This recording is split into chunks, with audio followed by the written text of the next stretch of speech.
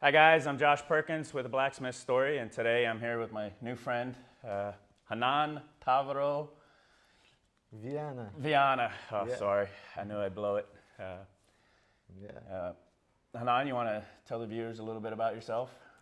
Well, first of all, I would like to thank you for coming down here. Absolutely. It's quite away from Oklahoma, Yeah. and I'm happy to finally meet you, and I hope we have a good talk, Yeah, I think good chat. it's gonna be a good time. All right. And this coffee is amazing, by the way. Yeah. You said this is local to Brazil, out Yeah. of what province? Yeah, it's from Minas Gerais. It's more to the south of Brazil, so it's a delicious coffee. I just got that coming back from my trip to the south of Brazil. I went there teaching, but on my way back, I stopped in Minas Gerais and got this great coffee, and that's fancy. It doesn't good get stuff. better than Yeah. that. Good stuff. Now, so how long have you been a blacksmith? Well, I started out actually 10 years ago. I was first I was interested by making knives, and I also end up making tools. So that's how I got into. So, how did you get started? Like, Well, I wanted to make a knife, uh, so I met a guy named Davi Maia. He's a great friend and a professional photographer, and he took me to a place so we could forge.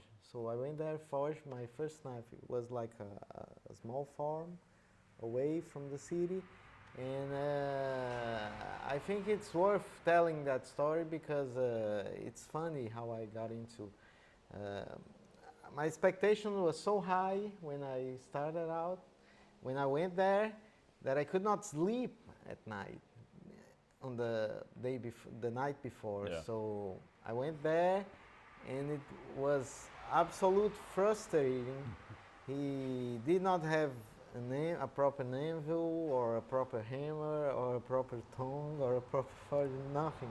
It was forging in a railroad track with a steel handle hammer, Oh. using some pliers as tongs, and the forge was on the ground, a charcoal forge, and it burned our faces because there was so much fuel on it. There were no fire pots, so we were forging in the sun, and as you can see, the temperatures here are high. Yeah, it It's gets hot. warm. It's warm. So that was frustrating to me. That was shocking, actually. By the end of that day, I said, I will never forge again. But I think the trauma was so big that stayed on my mind. Hey, there's something here I'm missing. There's something here I'm not getting. So uh, uh, that that thought cooked in my mind for a few weeks or months, and then I started out, and then I wanted to learn, and hey, there's something here I'm missing. They make look so easy, and what I'm missing. So I went to start searching and trying to learn through the internet, and I made my first forge, use a railroad track again, but that was it. That's how I really got started. But I also wanted to have some woodworking tools because I wasn't decide what I was going to do. At that time, I just moved from the capital to the country to go to the college, gastronomy college. And I wasn't very happy with the college. I love cooking, but college is different. It's another. Yeah. It's something different. And then uh, I was able to have to build a small shop and to work with something. So I wasn't decide what I was going to do. And I thought, hey, I want a draw knife also by that time. And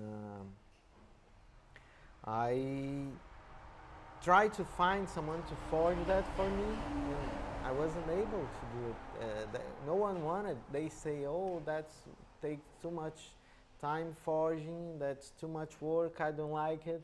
I tried to talk some knife makings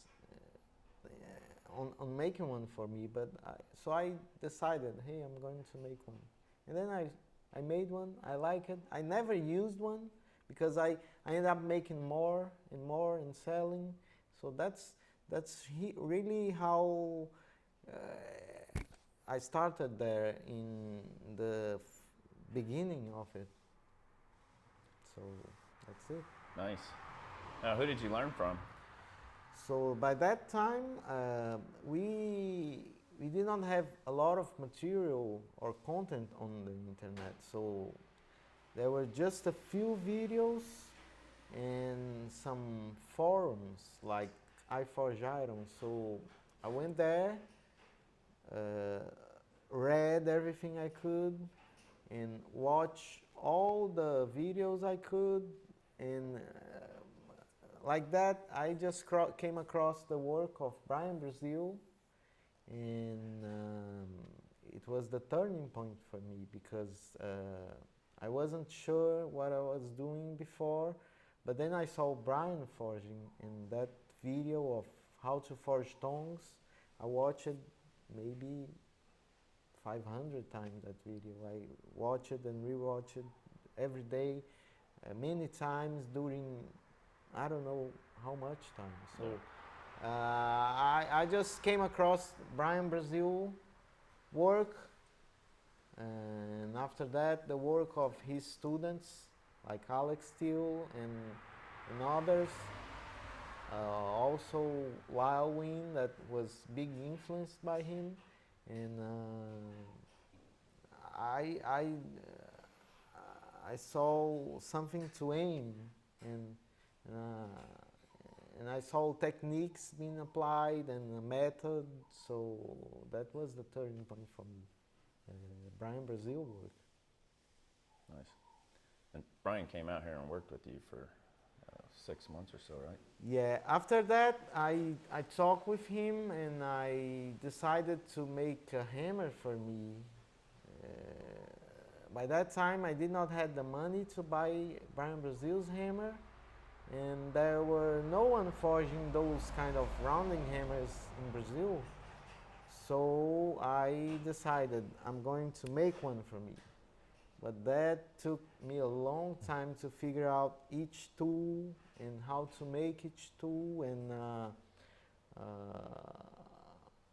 it was many tries so I could make a hammer eye punch that will punch a hammer, or a hammer eye tongue, the pickup tongues. So I tried many times and fail and try again and fail. That was the only thing I had. At that time I did not have also the money to go there and take his classes. So that's how I started making hammers and directing with a striker. So that was the beginning of that. And what really helped me also was the photos that Lawin took from Brian's work. So he took many thousands of photos and put all of that in Google Plus, but they are not up there anymore. Google Plus doesn't exist anymore, but I think Lyle still had those photos. I saved many also by that time. We are talking about 2013 or 14. That's when that happened, and then I kept in touch with Brian through emails, messages, and in 2015 I was able to go there and take Laos wing class because Brian was stopping on teaching one-on-one classes. There he spent a lot of time doing that, many years doing that in Mississippi. So he was just stopping, and I was the second student that Lao Win took it. So it was great. Lao is a great guy, and I admire him a lot and his family, and I miss him a lot, and I hope to get around him soon. Lao is a very important person in my career too, because I was here doing by myself for years, and then I was able in 2015 to fly there and spend 4 or 5 days with him. I was already making hammers here, but to see his technique and to see his tools and to be around him was a great push for me to keep doing that and keep pursuing. And he's an amazing person and an amazing friend also. I like Lawin also as a friend, and he's great. I got to meet him at one of the Salt Fork conferences. He came out and demoed, and a super talented blacksmith. Yeah. Certainly somebody to aspire to. That's awesome. Are you a member of any local organizations or national organizations? Yeah, here in Brazil we don't have, now that I know, we don't have any blacksmith organization. We have some knife making organizations and also farrier organization, but I'm not member of any actually. So that's something that I think the Brazilian blacksmith community has to learn from the farriers and from the knife makers, because they are very organized in Brazil. The farriers and the knife makers. The blacksmiths here, they are not. We are not. But I really hope to see that happening in near future. I think that's the most, that's the best way to learn, is to be around other blacksmiths and to be in a community. Yeah. It's a great effort to learn all that by yourself and at your shop alone. Even though with internet, when you have friends, you have everything. So having an organization, events, that's something I wish to see happening in Brazil. Yeah, working with other smiths is hugely important, I feel. Do you attend any events? Yeah, here in Brazil I went to one in Minas Gerais in 2015, and it was a very small event at the time. Today is a big event, but I did not went there last time. And in Brazil, we organize classes, but not conference or events. So here it's not happened that yet. Yeah. Unfortunately. Who or what inspires your work? Yeah, not only me, but I think our generation is greatly inspired by the work of Brian Brazil, and I see evidence of what he taught and what he made in almost any shop I go. So you see striking anvils, you see keyed anvils, you see the hammer making tools, you see people making those tools now, and making fullers, and making flatters, and making hammer eye punch and hammer eye tongs. So I think that's you see the influence everywhere, and my work is absolutely influenced by him also. Brian Brazil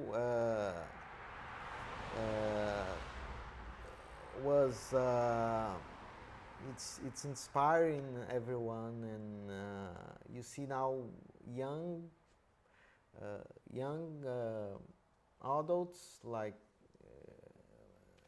already working with it and making a living out of it. So that's very inspiring. And you asked earlier about Brian coming here. I forgot to say that. And then I went there to Mississippi to Laos Wind class, and I took his class. Brian was there. I finally met him, but he could not stay very long, so he left. And in 2018, Brian and Ed Brazil came here and spent 6 months working with me.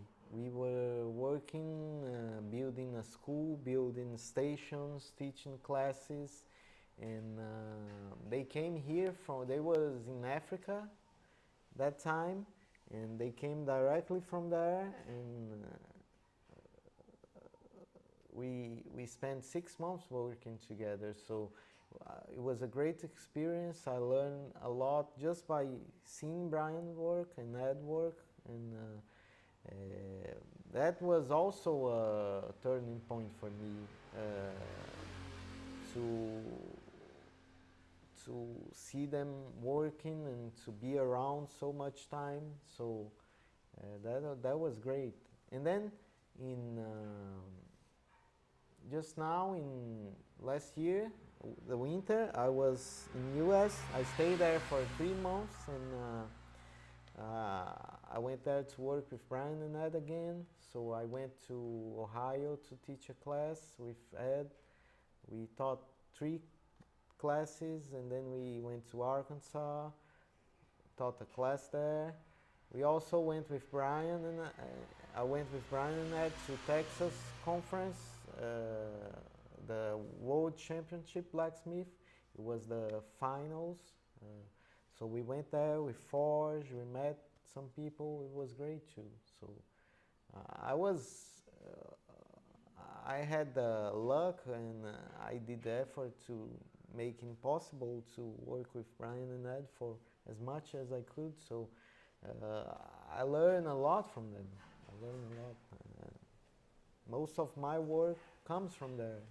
The basics, the fundamentals, the way Brian forges, the way he chooses to forge, the calls he make when forging, and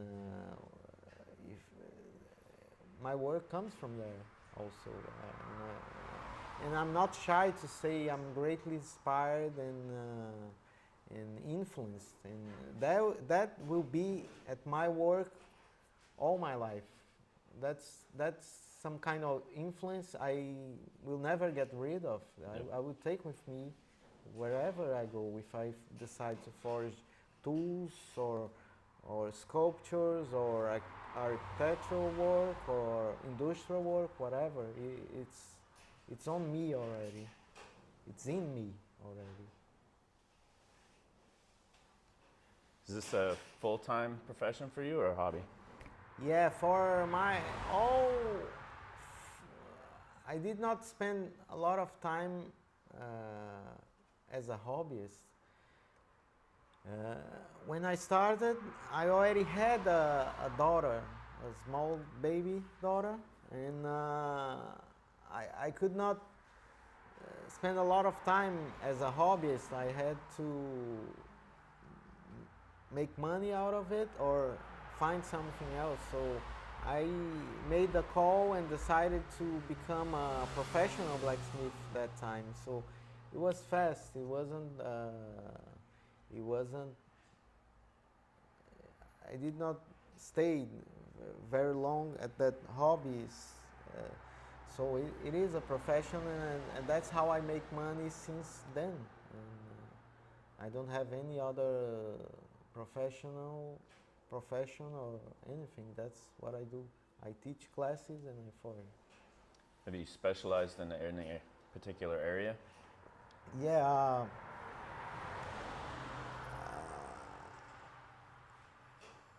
I did. I did in the blacksmithing tools, the tools that the blacksmiths use as hammers, tongs, top tools, bottom tools. That's where I spent most of my time because after coming from Laos Wing class in 2015, I also decided to teach that class, the Tools to Make Tools class.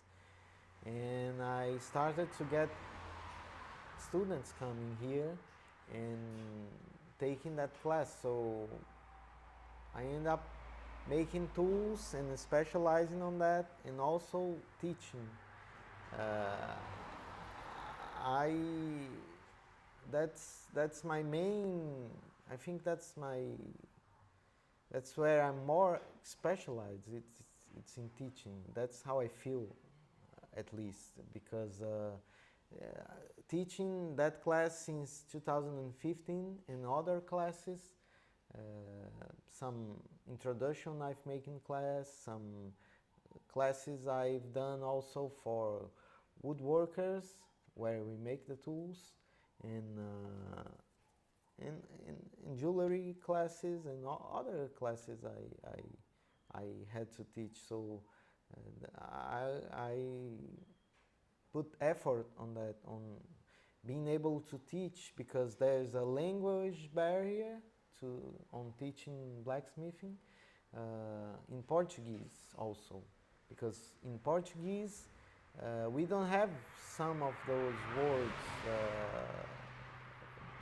There are blacksmiths in Brazil, but they don't come from college, or they did not study a lot, so we don't have names to describe stuff mostly.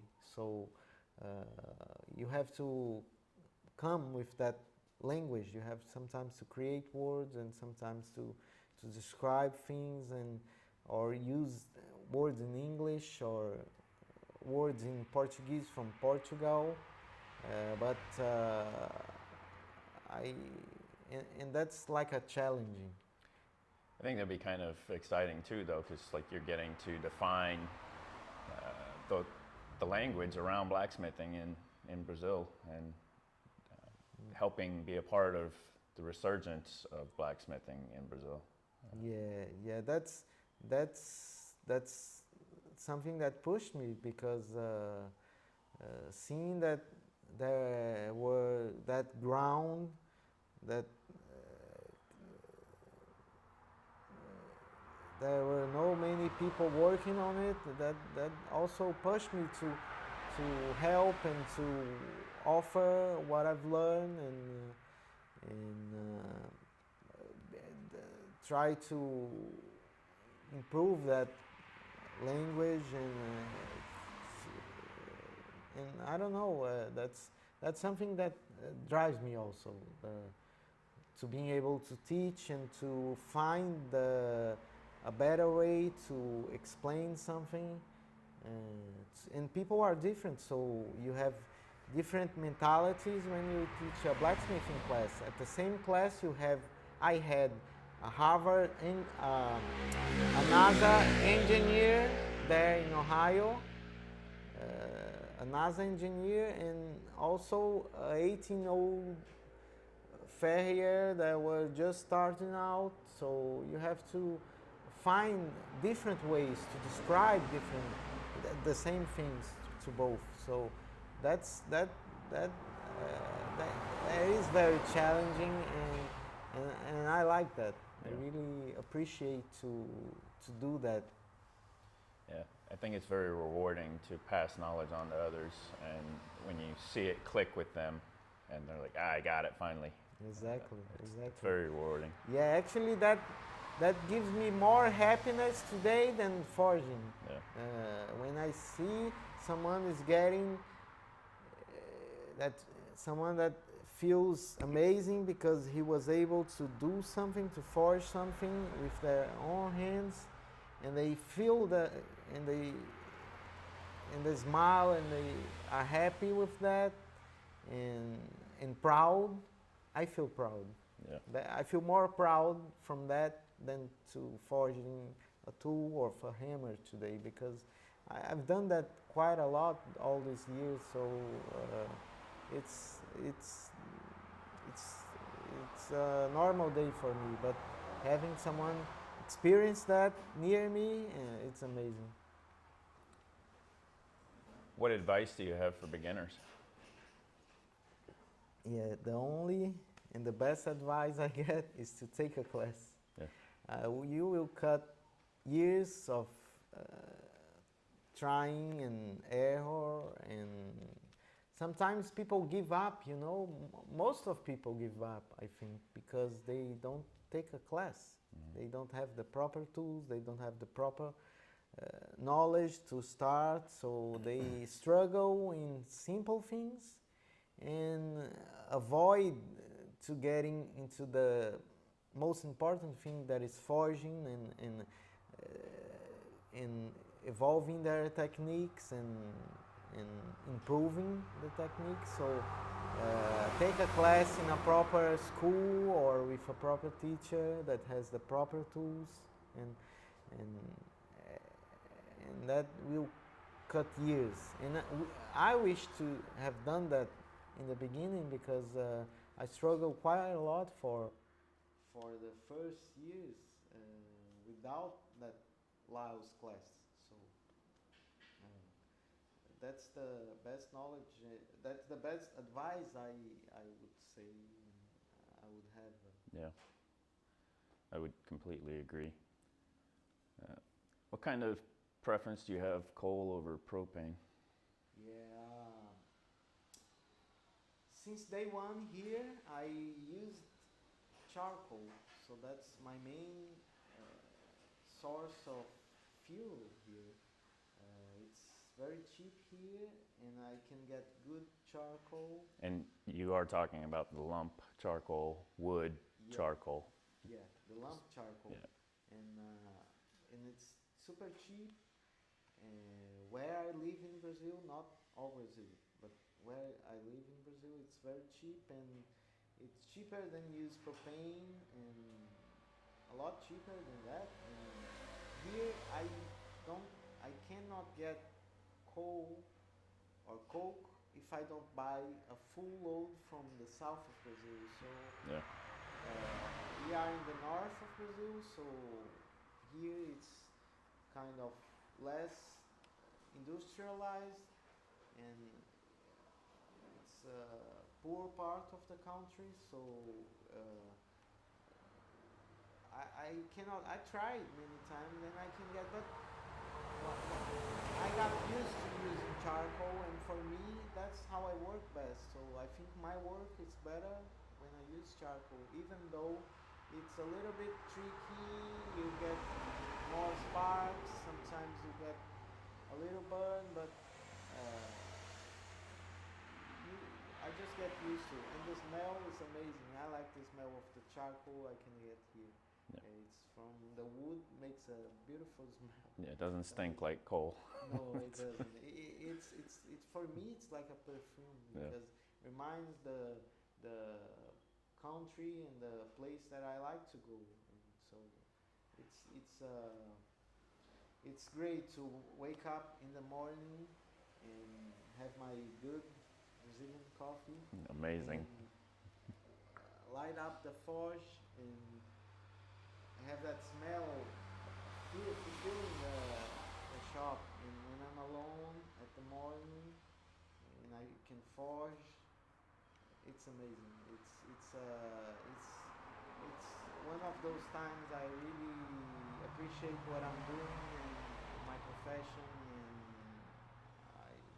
I'm just happy with it. How can people find your work? So I use Instagram.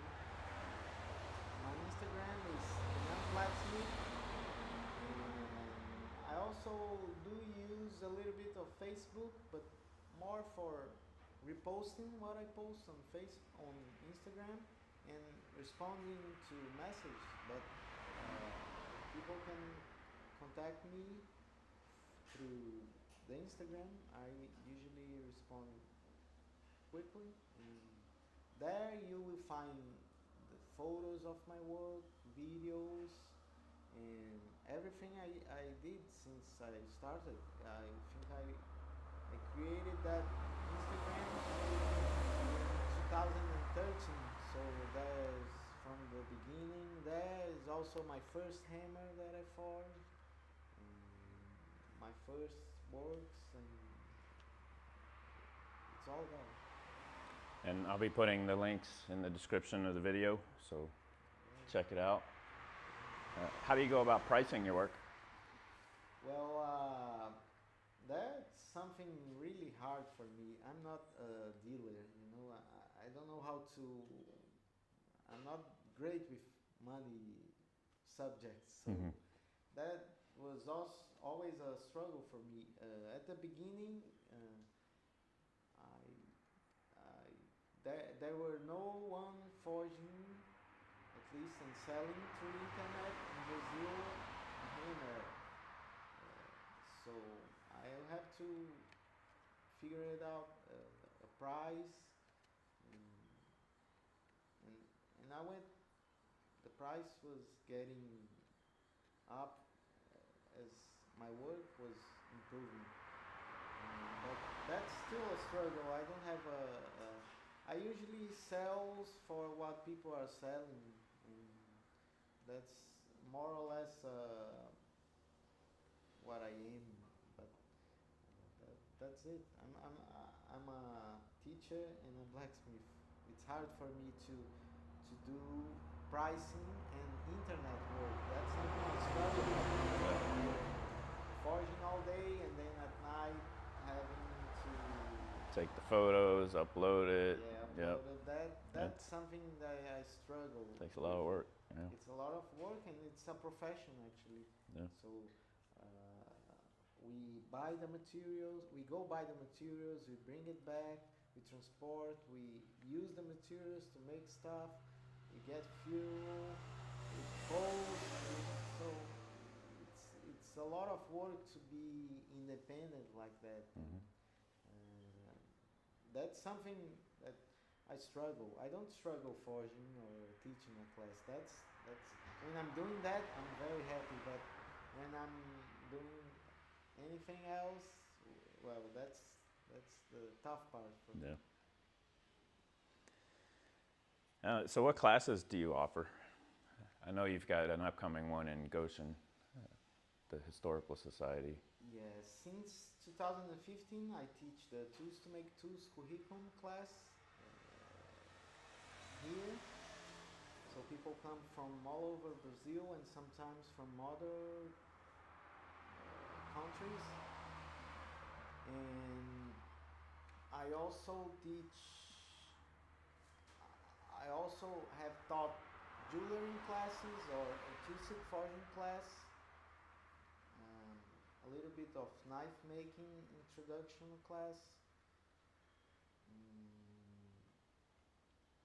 and there in Goshen, we went there last winter and taught 3 classes, hammer making class, and also sculpture forging class. We made the sculpture. Oh, it's here.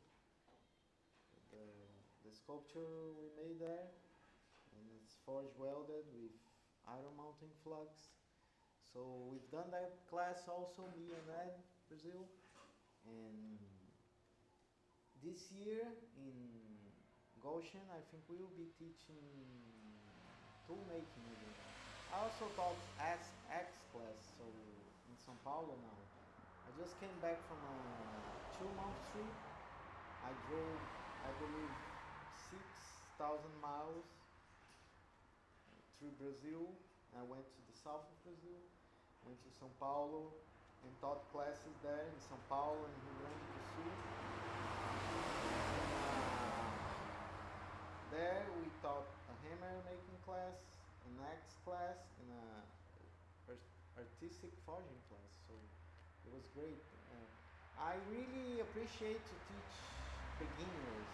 That's where I'm most happy on it. So having someone that never forged before, it's amazing for me because it's a white piece of paper and everything you say will be the reference. Right. But that comes with a great responsibility if you teach something that it's not good, or if you Yep. are not in a good mood, that can affect them forever. So I really like when I teach beginners, and I also taught kids there. We taught kids here in Goshen. I believe there were a 9 years old kid and a 10 years old at the sculpture class, so it was great. They did amazing also.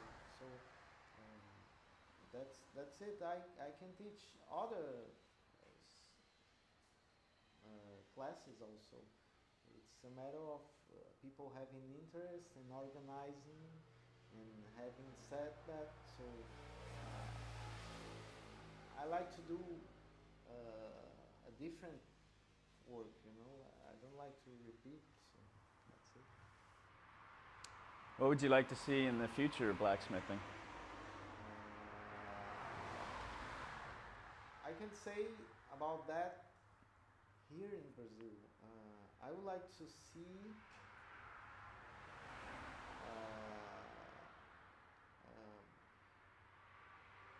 an annual class. Like here, people go to some kind of classes or college to take a welding class, and they become professional welders. And there's also people taking classes to become professional turning, Wood turner? not wood turner, but steel turner. Oh, How you mill? say? Mill, yeah. Professional, but we don't have that here in Brazil. So that's something I really would like to see happening. And for that happening, I think there's a lot of steps before that. But that's what I would like to see the blacksmithing here taking that step, and so we could have people learning and being professional and having a way, you know, a road to take, not having to decide how to learn and by themselves like we do. Right. And that would be a dream come true for me here in Brazil. What are you planning on forging for the your forging episode? Yeah, I think it's very symbolic for me, the hammer, because that's where it all started for me. Having to try to make a hammer by myself at my forge when I just started out, after seeing Brian's video working and using the rounding hammer. So I believe that's what we are going to make. Perfect. Well, it's been great. It's been a lot of fun. I think we're going to have a lot more fun. And I'll be out there in Goshen filming that class as well. So for those that can't attend, they'll at least be able to watch some footage. And lots of good things to come. Thanks everybody for watching. Again, links to how you can find Renan's work will be in the description below. And appreciate all you viewers tuning in. All right, thank you. Thank you for coming. Yeah, I appreciate you having me out. It's been amazing.